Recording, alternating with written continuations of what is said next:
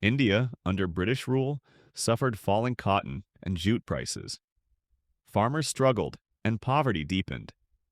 As economic pain grew, so did the desire for independence. Mahatma Gandhi launched the civil disobedience movement in 1930.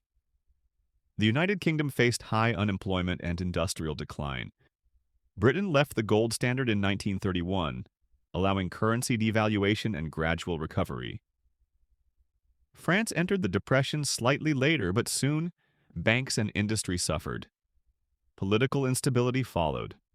The Popular Front government introduced labor reforms before World War II interrupted progress. Italy, already under Mussolini's fascist rule, responded to crisis with greater state control and imperial expansion. After World War II, Italy transitioned to a democratic system and industrial growth. Brazil depended heavily on coffee exports. When prices collapsed, a political revolution brought Getulio Vargas to power, who pushed industrialization and state development. Canada's economy relied on exports like wheat and timber. With prices falling and drought striking the prairies, hardship spread. Government work programs and wartime industry helped recovery. These interconnected responses show how deeply the world was affected, economically, socially, and politically.